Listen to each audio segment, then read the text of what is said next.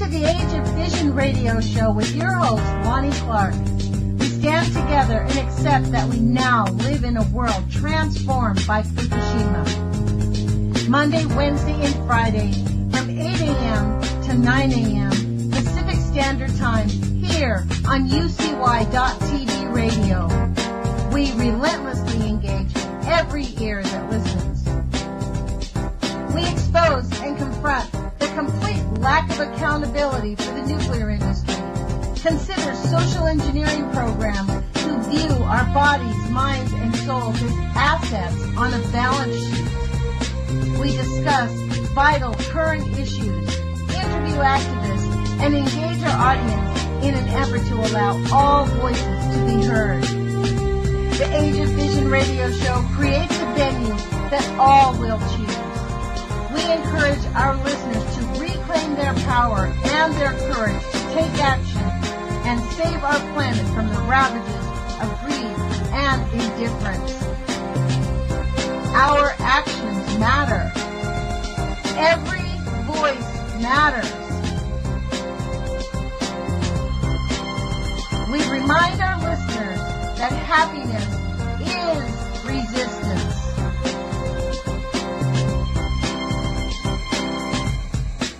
Love is greater than fear.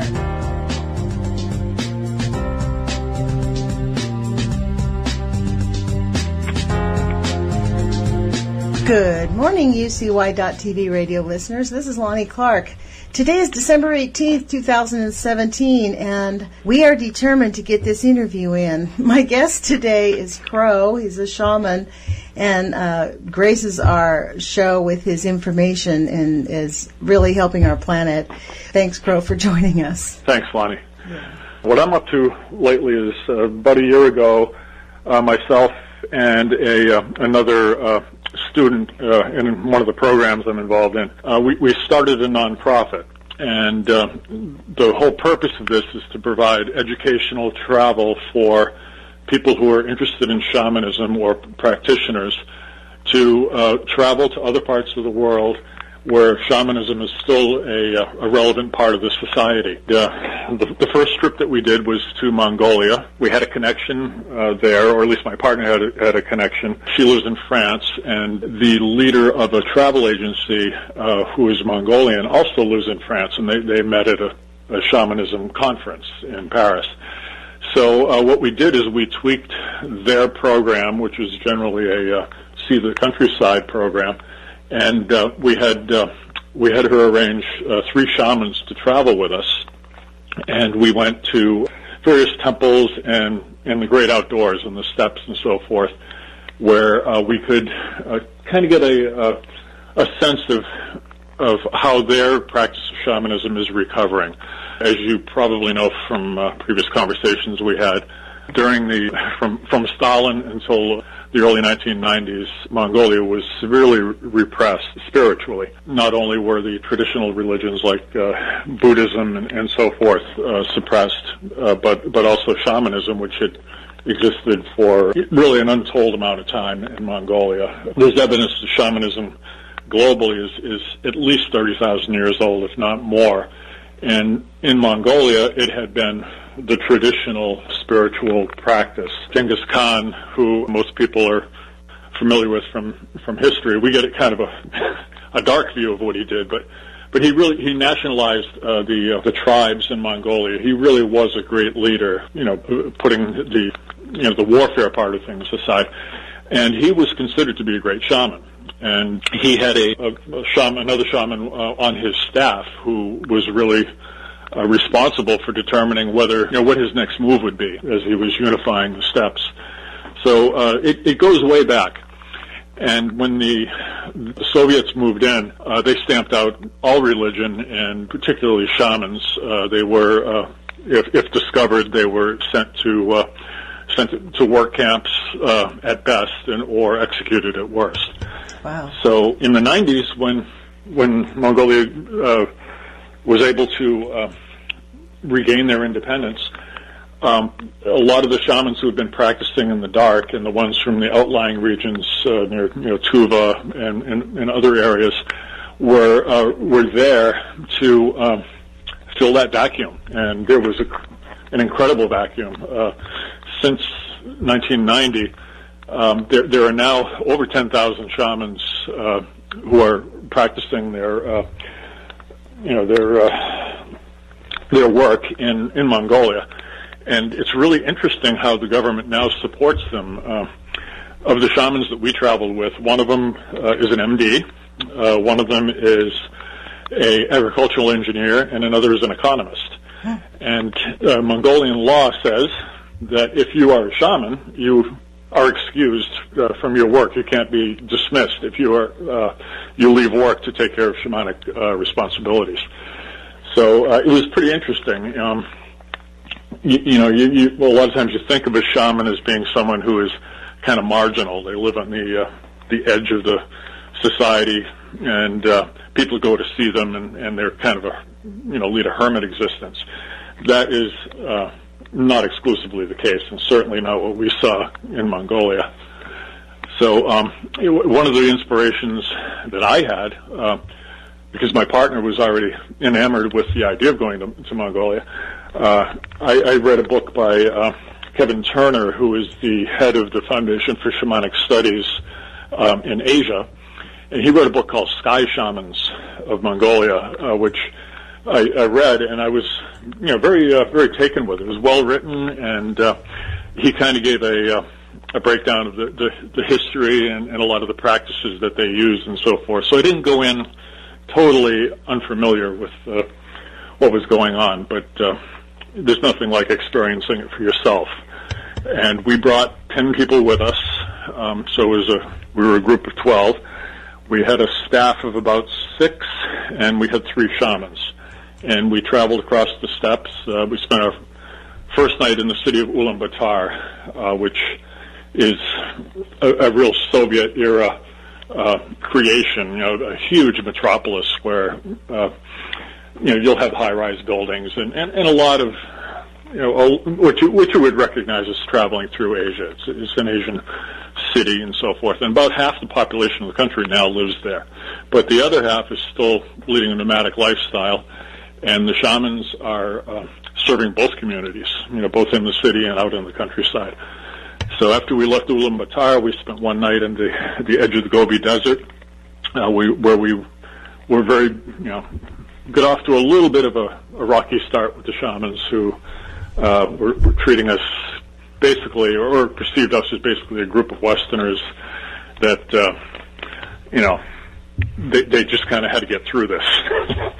But before too long, they thought you we were really did co-opting develop their idea or something like that. Yeah, that and also the fact that there was me as one leader, and we had one male participant. Everyone else were women, and although women do serve as shamans and also, legally have the same rights as men, culturally they're still behind a little bit, and I don't think they really took our group terribly seriously at the beginning.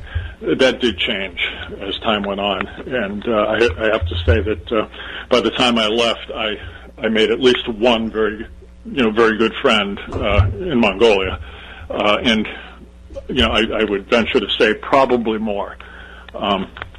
It was a fantastic experience. We can go into little details as they come up, but I was very, very pleased with the way the trip went, and without exception, everybody who went on this trip said it was life-changing.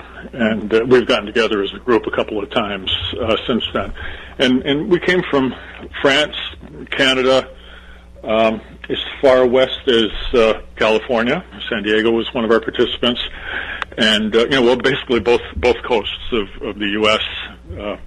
And it was a pretty diverse group, and we had some real interesting growth opportunities there with these shamans, and they practice on the surface rather differently than we as Westerners practice, but there are some very well, that was actually going to be my next key is.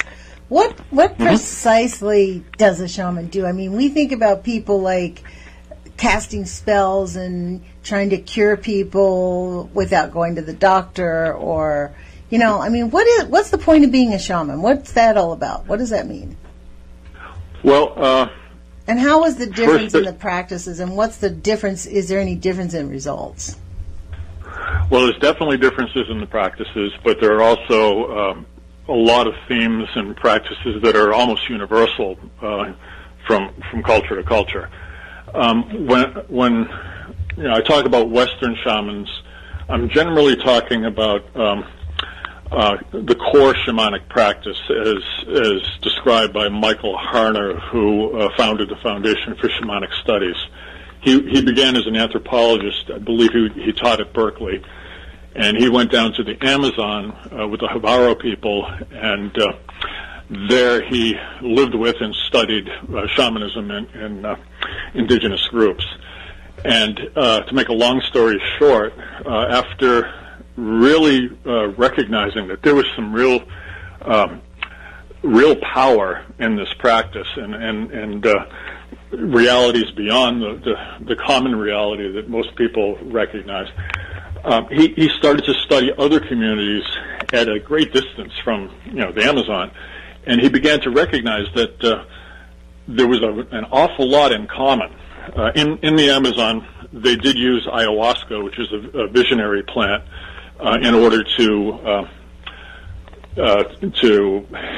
really do the hard, the heavy lifting in shamanism, if you will. But Mr. Harner discovered that although that practice does happen from place to place, it is by far the exception rather than the rule. The one thing he found that was common was what is referred to as sonic driving, most often accomplished with drumming. And what that does is that it actually alters your brainwave pattern and encourages the theta state, which is what a person will have when they're dreaming or on a lucid dreaming, basically.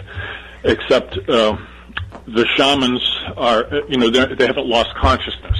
They're in an ecstatic state or shamanic state of consciousness, or Castaneda called it non-ordinary reality, where you enter a trance-like state and you perceive otherworldly experience, and you perceive the presence of spirits, and you can interact with them.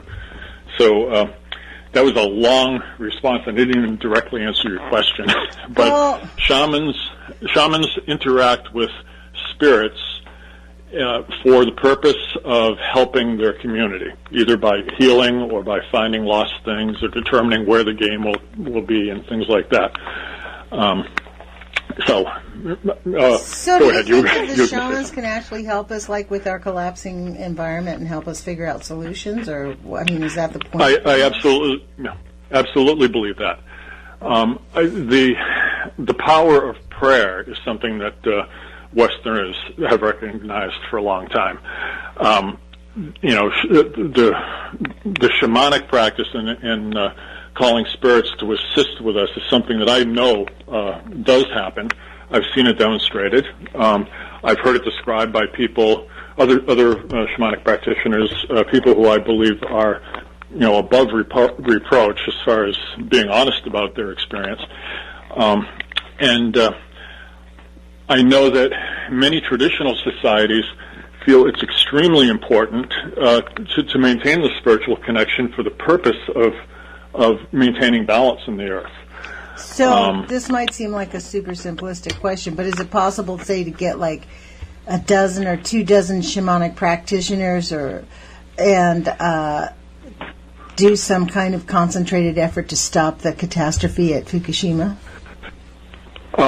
I think that it certainly would be worth their efforts. I know from personal experience that around Noyon Mountain, many Mongolian shamans have worked to that end. Not only have they done shamanic ceremony around it to help in the healing and to allay further destruction there, very important spiritual and cultural place for them.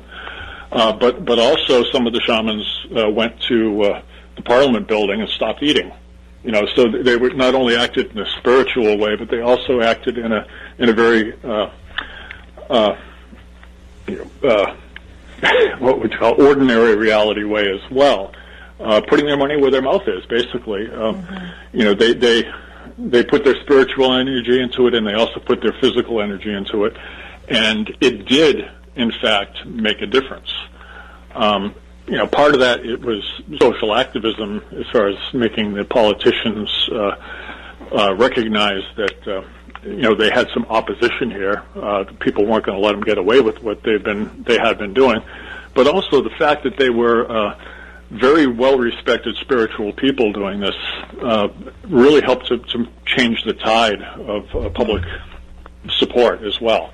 So yes, Fukushima, as a for instance, because you could put it out there, is not very different at its core, where there were basically some people motivated by greed and gain who had a disaster and are doing everything that they can to keep people's attention away from it. You can politically bring attention, and you can also spiritually bring attention and seek redress from powers that are beyond the ordinary. I really know that it won't do any harm. and it's been demonstrated to me that oftentimes it does a great deal of good. Well, maybe I can I think make a personal appeal to you to figure out some way to organize that, because that disaster is ongoing, and as far as I've read in the recent newspapers, the whole government effort is really about making people just accept it. For example, they're now going to stop restricting food from Fukushima to be imported around the world and in the United States. In Europe has a very strong prohibition against it, and they recently just lifted those. So, and it's all focused about the 2020 Olympics. They've actually built stadiums out of reclaimed wood from Fukushima Prefecture. It's just a complete. I think it's an assault on humanity, and I'm one of those that's like throwing spaghetti against the wall. I'm willing to do whatever we can do to make it stop. Mm-hmm. And there is a spiritual aspect to that as well as the politically active. And both are really necessary. As just use an example in Mongolia, but also, when you take Standing Rock, for instance, that was a very spiritually motivated gathering of people to help to heal the earth and to save the sanctity of water, not just water to drink, but water is sacred, and that was enough to motivate people. But if that's all they were doing, it wouldn't have gotten the attention that it needed. It also became a political movement as well, and it's really important to stand up for what you believe. And shamans almost universally really are concentrated on maintaining balance or restoring balance where it's gone out. It's gone out of balance. That's what we do. And that generally encourages a real environmental outlook, because the greed is basically usually what's behind this degradation. Mm-hmm. And people who are motivated by greed, they will try to change everything they can to enable that. Mm-hmm. And we are feeling the negative effects of that. And when I say we, I mean the common people. We not only have to directly try to address those environmental concerns, both spiritually and on the ground, but we also have to influence the cause. A lot of people will get angry.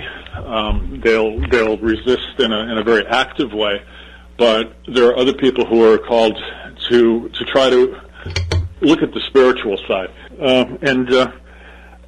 I think that it's really wonderful that shamanism is getting a resurgence, because there certainly are a lot of people who need that service. Not just in Mongolia, but here in the U.S. It is really growing. Michael is not the only person who has started an organization that helps to educate people around shamanism. There's Sandra Engerman used to work with Michael. She's kind of gone off in her own direction, but she has quite a large following. Alberto Violdo has the Four Winds Society. A little different focus there, but I think most everybody who is teaching and taking on people who want to learn are really giving the best that they can of their worldview, and in a tradition that is as old as humanity, pretty much. Kevin Turner, the guy I mentioned earlier, who's the FSS head in Asia, said that everybody, no matter where they're from, was indigenous at one point in time. And it's very likely that when they were living in an indigenous culture, shamanism, this is a paraphrase, was probably the spiritual center of that community. And I think that it's really a healthy thing that it's coming back now, because a lot of people, particularly in our at this stage in our society where we are very influenced by science and a higher level of education than was common at one point in time, a lot of people are spiritually questioning traditions they were brought up in, because there's a lot of ritual and tradition around each spiritual focus, but shamanism really doesn't have a lot of those trappings. It's very basic. It's about direct revelation for a person who is having the shamanic experience. Not only the shaman, but oftentimes their client as well will have a direct experience. And it's not anti any religion. No one is prohibited from engaging in shamanic practice, at least from the shamanic point of view. And everyone can benefit. Some not immediately, but certainly it's been my experience and the experience of a lot of people I know that people do get a real benefit from this practice, and that's what has fed the whole movement. If it didn't work, if it was just charlatanism, it wouldn't last very long. It's really proven over millennia that it is effective, and that's why it continues. Well, look, let me ask you to repeat your website again so that people will hear it for sure. Yes. The Shamanic Voyages is the name of our nonprofit, and we are at www.shamanicvoyages.com is our website. And we also have a .org that we're going to be moving toward because it's better representative of nonprofit. But right now we're still at .com. The foundation website is simply shamanism.org, and they show their education programs there. And if you Google it, you can find a lot of people. The one warning I would give people is people who promote themselves as being a real spiritual leader or very high and mighty. You really want to steer clear of those people. A lot of times people will get involved in shamanism and they try to bring in a whole bunch of other traditions and kind of hang everything on it and make their own version. I really think that doesn't serve the highest purpose. I think that, like Michael Harner, I think that what's really important is to find out what cross-culturally works really well and then depend upon direct revelation, from your own practice. So, basically, if you're looking for someone to teach you or a mentor or something, don't go to people who give themselves a lot of credit. The humble instructors are the very best, and Michael was very, very insightful about those sorts of things, and the foundation. I know I sound like a commercial for the foundation sometimes, but it's because I really believe in the principles that they uphold as an educational organization. To stay on the Shamanic Voyages for just a moment, I will be leading an expedition to the Andes in the end of February. I'm hoping to get the last people to sign up very soon.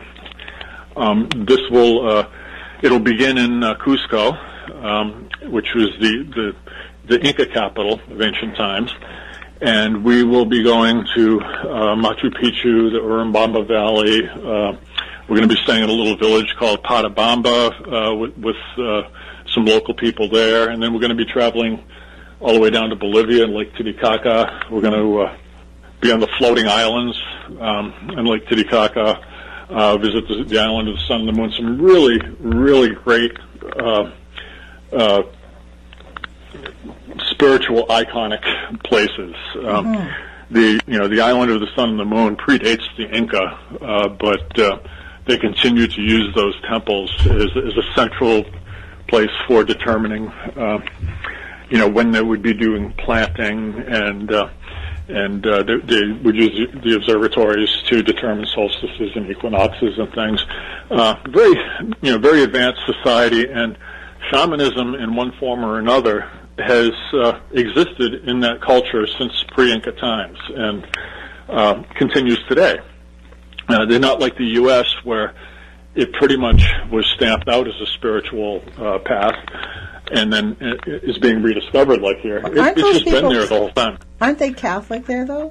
Doesn't that conflict with the Catholic religion? Well, the Catholics, the reason the Catholics did so well in Latin America is that after the initial suppression, when they recognized, and I'm talking about the political Catholic Church here, when they recognized that a lot of these beliefs were so central to the people, they began to adapt and indoctrinate some of those beliefs into the Catholic Church. They did it in Europe too. They did it with the Scottish and so forth. What you do is you take a celebration that people are going to be celebrating anyway, and you hang a Christian principle on it, and you encourage that celebration, but you just kind of steer it toward the Christian faith. So a lot of like Easter, for instance, in Europe, the reason it was celebrated, as it was there, and the reason it was a movable feast is because people were already having a celebration that was around. Was it Beltane? I don't remember exactly, but it was a celebration about being halfway between the solstice and something else. I shouldn't even be talking about it because I don't know the details. But basically, they had the Easter celebration, which the date was tied to the Passover before, and they kind of merged it with what people were already doing. The Easter egg is a symbol of fertility. It has nothing to do with the Catholic Church. It was a way of them, after the initial conquest, of getting people to come into the fold by accepting a lot of what they did and just tweaking it. And that's how it worked in Central America. As far as the actual practice of shamanism goes and the direct interaction that people would have with their shamans, after the initial suppression, the church kind of looked the other way. This is the people who live here. This is part of what they do, and it persisted. In Europe, they were burned as witches. Here, in the U.S., when the fundamentalists that we call pilgrims came, everybody knows about what they did with witches. Yeah. Anything that wasn't, so that's the problem with a lot of fundamentalism, is that anything that isn't exactly what you believe is evil. And that's pretty much, that's not the case, really. But that is what was believed by a lot of people, and that's why shamans in particular were persecuted often as witches. But at the same time, a lot of them, there was a nod and a wink and a look the other way, because some of them were herbalists that were very important healers. So they were kind of left to be there as a resource, but the whole movement or practice of shamanism could not be tolerated as being competition. Mm-hmm. So when are you guys traveling, John Crow? When are you traveling? Yes, this Peru trip, Peru-Bolivia trip is going to begin in February. We'll be leaving from the Lima airport on February 19th. Mm-hmm. So depending on where people are coming from, they probably, they're going to have to travel before that to get to Lima. But the trip begins and ends at the Lima airport because of the nature of the people who will be on it. Well, let me ask you this. If one of our listeners, had a couple grand to lay down and really wanted to go, is this for laymen? Like, could somebody decide that they wanted to come and join you and be part of this and experience this for themselves? As in the past, we want to make sure that the people are familiar with the practice of shamanism. There's recommendations to maybe take a basic workshop or something like that first. The reason for that is back 20 years ago or so, when I was in the Amazon, I was with a group where there were a couple of participants who had no idea what they were in for, and there were a couple, and the woman in particular, very sweet person. She had no idea. She thought that she was going to be staying at a 4-star hotel someplace, and here she is out in the jungle being eaten alive by bugs. Where there was an ayahuasca ceremony every other night. And she just was totally unprepared. I just never want to see anything like that happen. I want to make sure that people know we're having a shamanic focus, that we'll be doing shamanic drum journey work as part of the experience, that we will be under the tutelage of shamans, indigenous shamans from both Peru and Bolivia. So it's not it's not a tourist trip where we're just going to go to Machu Picchu, snap a few photos, and then go back to a comfy hotel. This is going to be it's not going to be any camping like there was in Mongolia, but it is going to be an educational experience. So people need to know that. And because we're a nonprofit, I really trimmed it to the bone, so people can join this without money being a big factor.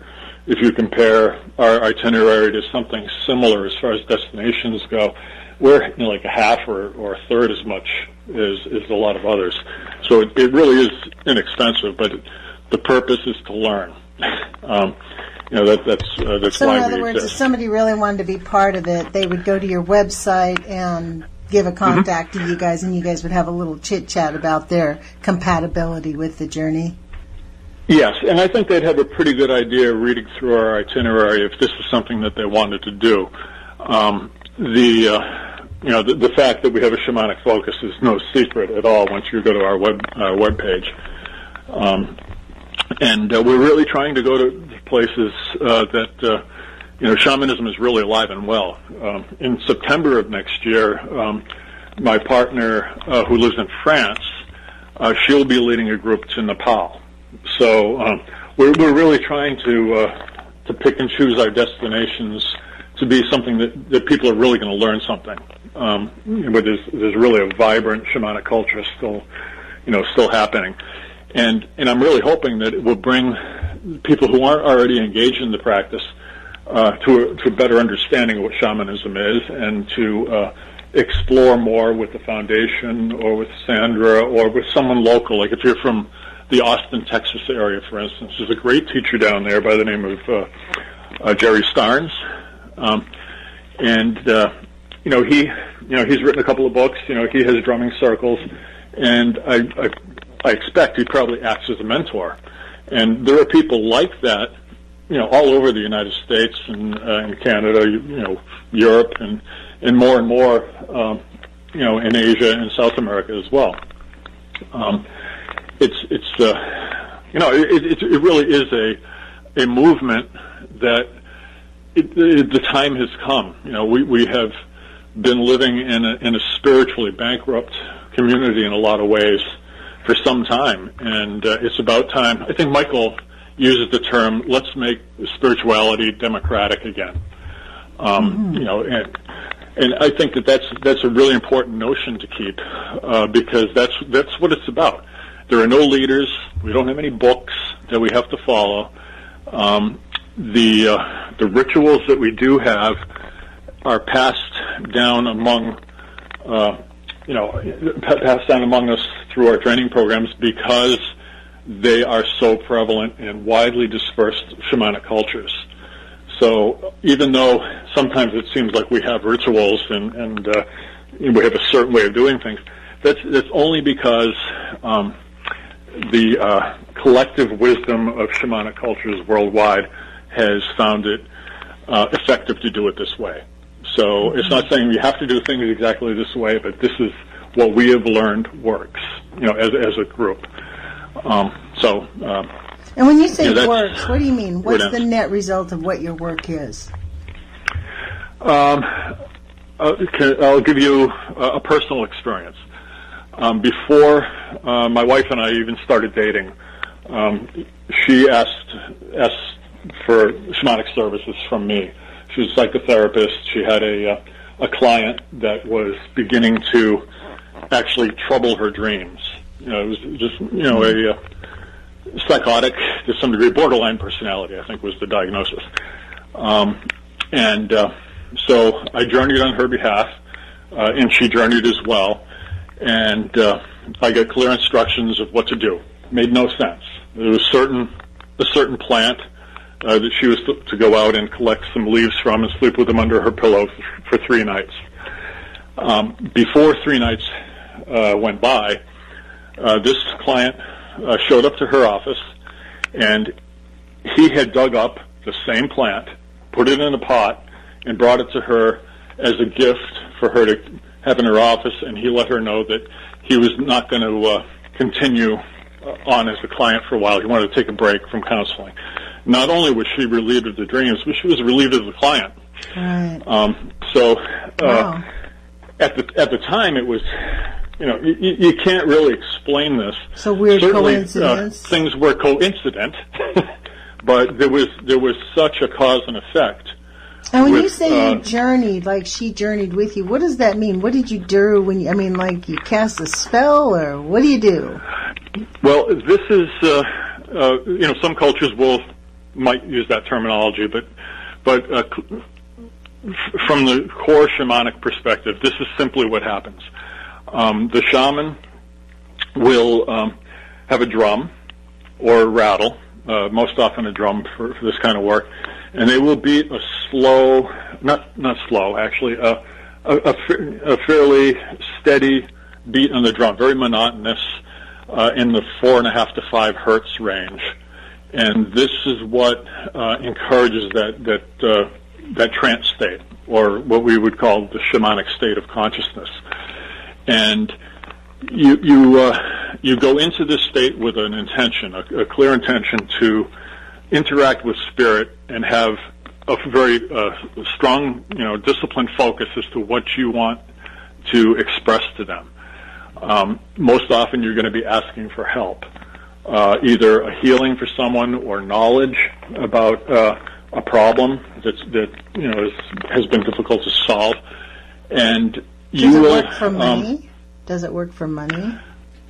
Doing things for personal gain of that kind, I don't know. I would find it ethically troubling to do that. Sorry. Well, there are shamans in South America that, for money, they will put a curse on someone for you. They have a different ethical standard.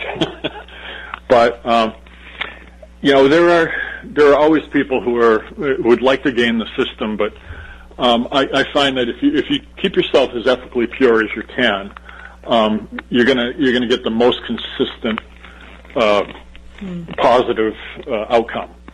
If you start to do things that are for gain or that might have a nefarious motive behind them, the spirits will cease to interact with you and work in a beneficial way with you. Okay, that makes sense. Because they're not there to can't give you the numbers. They're not there to encourage the bad things. Although I do see what I was told that my former father-in-law from Peru did go to somebody and cast a spell on me. Mm-hmm. So I don't know if it worked. I mean, you know a bit of my history. It might have worked, but well, that's not permanently. So you basically do kind of like a little drum circle. When you say you do the journey, you go into like a drum circle until you get through until you know you're done. There's no like set time. You just do it until you get the message. Well, for the most part, you're right, but it's not really a drum circle because it can be done. The shaman can do it alone. Mm-hmm. Or you do it with just your client. There are drum journey circles where several people will journey while one shaman beats the drum for everyone. It's much easier to journey, lying down or sitting in a very calm way. When beating the drum while you're doing it is something that generally takes some discipline and some development of technique before you can do it really efficiently. Mm-hmm. But let me clarify a little bit when we're talking about curses and healing and ethics and so forth. For the most part, most shamanic cultures recognize three realms. There's the lower realm, the middle world where we live, and then the upper realm. The spirits that inhabit the lower realm and the upper realm are compassionate, helping spirits. They will not carry out a curse for you or anything like that. Mm-hmm. They are reliable for helping reveal learning or helping to physically heal or emotionally heal or whatever. The middle world has two aspects. The concrete world that we live in, that we're all familiar with, our day-to-day world, and then there's also a spiritual aspect to our middle world. And that's where there are spirits that are less enlightened, if you will. Mm-hmm. Less altruistic.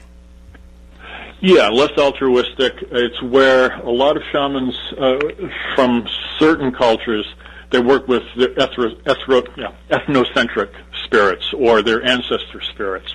And these will favor people from their own lineage over others. And it can be it can be a dicey place for a shaman, especially one without a great deal of experience, to work. But it is also where you'll do work around helping a soul move on to a more comfortable place. A lot of times spirits are kind of in transition and uneasy, or I don't know if uneasy is the right word, but some people will call them ghosts, or different cultures have all lots of different names. It's kind of like where those mediums see people, like they talk to dead people and they can see things. Right, and not everybody and not everyone there is bad or confused or whatever. There are right. That's where a bodhisattva would be, for instance, someone who could be in paradise but chooses to remain, at the gates to sort of guide people. Yeah, I get that. To guide people and to help to enlighten them, or to be a benefit. These are things that are very commonly believed through cultures that are not connected, geographically or even culturally. you could be from Siberia, or you could be from South America, and a lot of the shamanic practices would be the same. The Inuit who live in the Arctic Circle and people in equatorial Africa have a lot of similar things about their shamanic practice. So this is the wonderful thing that Michael started to record and work with. It's this commonality, and then you look into history, deep history, and there's evidence that shamanism was a central spiritual practice for very primitive cultures. So, like I said before, if it didn't work, it wouldn't still be around. That's probably true. I mean, I'll give you that one. So, look, we have about 12 minutes left or so. Is there anything else that you wanted to share with our audience? Is there any other things going on that Shamanic Voyages is involved in? Maybe your trip that's going to go on next year. Do you know anything else about that? You mean the one in Nepal? Yeah. Well, the one in Nepal will be led by my partner's name is Nanook. She lives in Paris. She will be working with Bola Banastola, who is a shaman. He now lives in Italy, but he still keeps connected to Nepal, and he, kind of like the first person we worked with, brings groups, although his focus has always been the shamanism as practiced by different localities. And because the communities are more isolated than in a lot of second world or first world cultures, they develop their own flavor of practices and rituals and so forth. And it's also kind of mixed in with other Eastern religions to some degree. Like I was talking about what the Catholics did in South America. That happens in other parts of the world with Hindus and Buddhists, and to some degree with Islam as well. There's different flavors, but essentially what he's focusing on, and what Nanook will be focusing on behalf of Shamanic Voyages, is the shamanic expression of that. And I wish we really considered it ahead of time. Having 2 high altitude trips in one calendar year kind of puts a lot of people out of the loop. But because we will be going. Makes a lot of people unable to go. Yes, yeah. The last time I went to Peru, I did a scouting trip for this upcoming expedition. I got a touch of it. My wife and I both went, and she succumbed to it first, and I think she recovered from it first. But I've learned a few things about how to approach altitude. There's medicines you can take ahead of time. There's certainly the local remedies that people have, and also eating a high carb load in your diet is helpful. These are things that I learned a little bit late, but that's why I did a scouting trip. I'm sure that in Nepal they have their own local ways of dealing with. I know they don't have the coca and the munya leaf that the Andeans chew, but I'm sure they must have something similar that the local people use, because they're up and down all the time. After all this high stuff, I'm planning on going to the Amazon, and I absolutely want to return to Mongolia as well. So if people keep an eye on the page, they'll see where we're planning on going next. And that's www.shamanicvoyages.com. Yes, and that'll get you to our webpage. And depending on what platform you're using, in the upper right-hand corner, there's some horizontal lines that should come across as a menu, but they don't always. And you just click on those lines, and that'll open up to our other pages. You want to follow the link. Thank you for mentioning that, because that took me a minute to figure out when I got to the page. That was kind of a little bit of a. That is actually, but once you get into the pages, it's fully explanatory. It's a pretty easy website to manipulate, so it's easy. Well, look, we have about 10 minutes left. I want to ask you, as a shaman and a spiritual practitioner, we're headed into the holidays. And from our previous conversation, we've discussed that shamanism does not exclude religious observance, right? So that's a different thing. And we're also really coming into what I feel to be kind of a cataclysmic hitting of the wall pretty soon with a lot of political issues that are going on. What can people do as we go through these holidays to maintain a sense of hope and optimism? Because I find that that's probably, there's so much pressure, at least in the States, buy. And people are challenged financially. We're being challenged spiritually. We're being challenged politically, environmentally. I mean, it feels like we're being attacked on all sides. So this is why I like the idea of having a shaman on, because it really is up to us to refocus that and to know our strength and to know that there is something better than what appears before us. So what do you think that people can do just on some basic levels to keep their spirits up?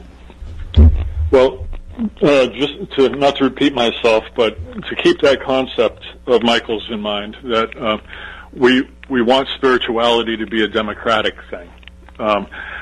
Regardless of what your spiritual direction is, embracing it is very, very important. Especially this time of year, especially for even those Americans who go out, they celebrate Christmas, but they don't have any real spiritual center. They're feeding that spiritual hunger with consumerism, like you just mentioned. Yeah. Recognize that that hunger that we all feel can be fed in an appropriate way. Some people are fully filled with their religion. There are Christians, Muslims, Jews, Buddhists, Hindus, that they get totally fed by practicing their religion as it's presented to them, and that's wonderful. But I think that the large majority of human beings on the face of the earth are still hungry, and that's where we can take our own initiative to develop a relationship with spirit and spirituality on our own. If people don't know how to begin, there are, for instance, I'm a spokesman for shamanism. Because shamanism, not only does it serve practical purposes for healing and divination and so forth, but it is very spiritually nourishing. Not only for the shamans, but for anybody who engages it, because it's as a for instance, when a shaman journeys with another person, that person is exposed to the shamanic state of consciousness. They get to journey as well. It's it's not held for the shamans to do by themselves. This is something that is open for everyone to embrace, and I have seen so many people. I can't tell you how many. I've witnessed their first journey. The first time they've done it, and sometimes they'll, after it's over, they'll say, "Well, not very much happened," and then they'll go on to describe this, they'll have like a stream of consciousness to describe what they experienced, and before long they realize that, wow, that was, that's something to think about. Some people immediately feel as though something that wasn't fitting quite right suddenly snapped into place. And not everybody gets very verbal, but a lot of times you can just really see the light in them change after their first experience. And it brings a lot of people back to do it again. And oftentimes they become more interested in shamanism, and they begin a practice of their own, not necessarily to become a healer, but to practice journeying. They'll listen to a tape or a CD of drumming, and they will, just take some special time aside, and they'll do journeys. And sometimes it's just for balance. Sometimes they'll have a specific issue they want to address. And once again, I'll say, if it didn't work, people wouldn't keep doing it. And some, some don't. Some are called to other, another spiritual direction. But for me, I know that this the direction that I want to continue to move in, and I'm seeing more and more people getting on this train. Mm-hmm.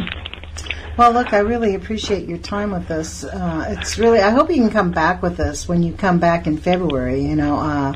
So if somebody wants to, we have a couple minutes left, but if somebody was really interested, is there enough time that somebody could actually get on this train and go with you to Peru if they fit? Oh, yeah. There are definitely spaces still open, and I encourage anybody that is interested to join us. I'm open to anybody, even if you don't know anything about shamanism really. A couple of phone calls or a few emails exchanged, I think we can exchange enough information for you to know whether you want to be part of this or not. But the whole reason I do this is because I love to watch people awaken, and and if you look at our itinerary for the Peru trip, it's amazing. It's just phenomenal how many ancient sites and temples that we're going to be able to visit. We're going to be able to work with, at least 3 different shamans. And some of the people that we work with are very spiritually focused and balanced people, and they just don't claim to have any particular lineage or to claim to be a shaman or anything. But they're just really connected to long traditions and practices, and it's just really heartwarming. I absolutely was amazed on my scouting trip how well this was laid out. The person who laid it out for me is someone I met in the Amazon 20 years ago, who is now a travel agent, and she specializes in rural tourism, where she does it in a very culturally sensitive way, so it doesn't, commercialize little villages and so forth, but it does help them to interact, and they do get some financial benefit by groups coming through and so forth, but not enough to really change the nature of those communities. She's really good at walking that fine line. She does ecotourism sorts of things as well. She's just not the mainstream travel agent. Wonderful person, good friend. So she helped me pull this together, and go to the website, check it out. It's going to be a great trip, and I'm hoping that each trip that we do gets a little bit better than the one before, but it's a tall order. Well, speaking of spirits, we have had a lot of obstacles in our way getting this interview up, so let's see if it works this time. I really appreciate you being with us, Crow. It's been really awesome. You've been listening to Lonnie Clark with the Age of Fission radio show with Crow, shamanic practitioner from www.shamanicvoyages.com. I suggest you put your courage feet on, because we're going to seriously need it. And also, we got to walk the walk. It's time for us to put ourselves into action and believe in ourselves and take the steps that we know are necessary. And I don't know. I think we're seriously challenged right now, but I do believe that we're up to the match. So, thank you for joining us. Thank you, Crow, for joining us. Thank you, Lonnie. It was a lot of fun to talk with you again. Okay. And, well, we'll talk to you hopefully at the end of February. Talk to you guys later. Very good. Thanks. Put your courage feet on. Bye-bye, you guys.